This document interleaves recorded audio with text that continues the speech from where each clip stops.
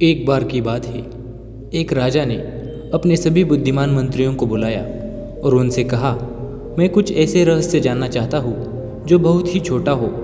बड़ी बड़ी किताबें और ग्रंथ नहीं चाहिए मुझे, बस वह समझने में बिल्कुल आसान हो।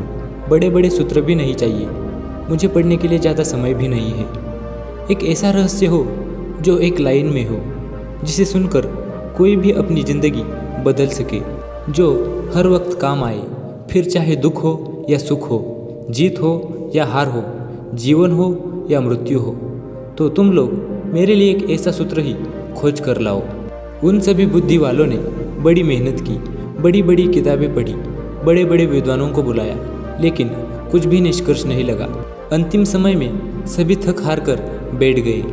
वे सभी आपस में बात कर ही रहे थे कि तभी एक ने कहा, हमने इतने सारे ग्रंथ पढ़ डाले, सारी किताबें पढ़ डाली और बड़े बड़े ज्ञानी व्यक्तियों से बातें कर ली, लेकिन अब तक कोई भी निष्कर्ष नहीं निकला।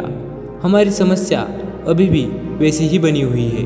तभी एक मंत्री बोला, मैंने सुना है एक गांव में बहुत बड़े साधु हैं जो किसी भी समस्या का निवारण कर देते हैं। वे बहुत बड़े विद्वान हैं और आत्मज्ञान को प्राप्त कर चुके हैं। क्यों न हम लोग उन्हीं के पास चले। सभी मान गए। वह लोग उस साधु के पास पहुँचे और उन्हें सम्राट की कहानी बताकर समस्या का समाधान मांगा। साधु ने कहा, आप लोग मुझे सम्राट के पास ले चलिए। साधु अपने उंगली में एक अंगूठी पहनते थे। उन्होंने वह अंगूठी निकालकर सम्राट को दे दी और कहा, इसे पहन लो, यह बहुत ही चमत्कारी अंगूठी है। यह अंगूठी मुझे मेरे गुरु ने दी थी।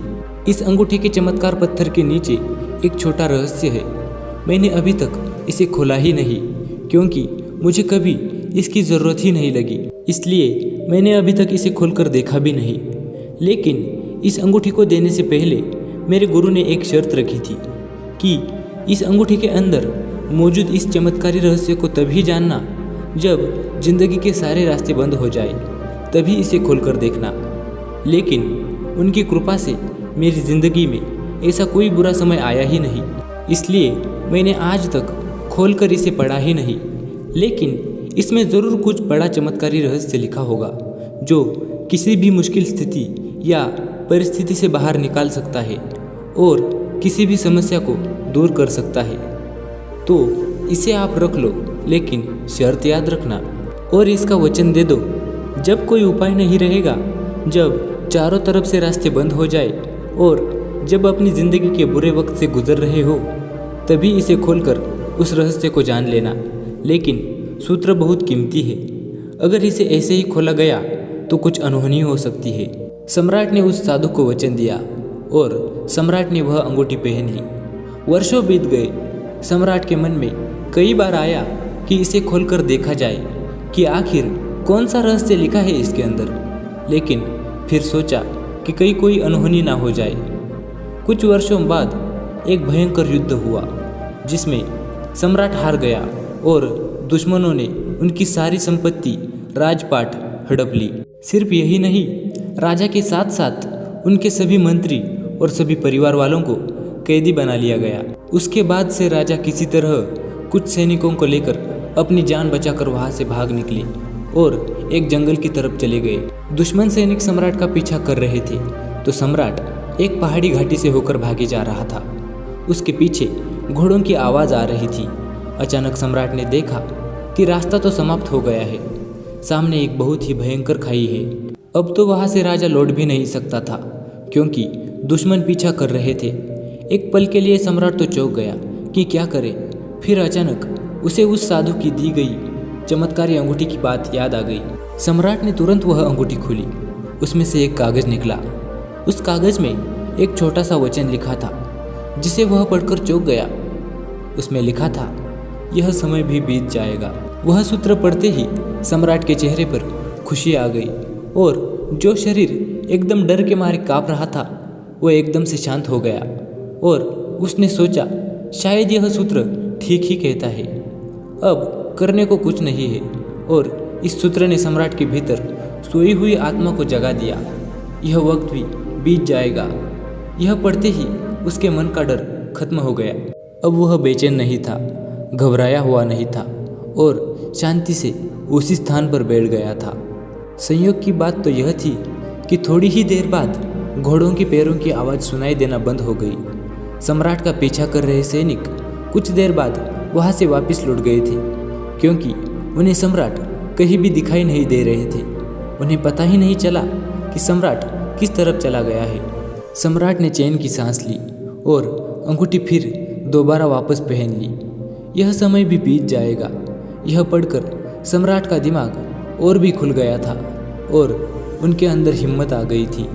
इसलिए दोबारा उस सम्राट ने अपने मित्रों और सैनिकों को इकट्ठा कर एक रणनीति बनाई और दुश्मनों द्वारा कब्जा किए हुए अपने किले पर हमला कर दिया।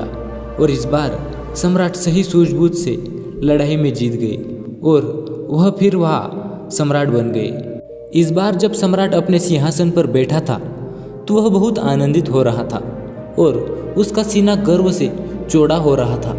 उसका मन चिल्ला चिल्ला कर प्रजा से कहना चाह रहा था कि देखो, मैं वही महान सम्राट हूँ जिसने अपना खोया हुआ सम्मान, खोए हुए सैनिक, खोया हुई संपत्ति और परिवार फिर से पा लिया है।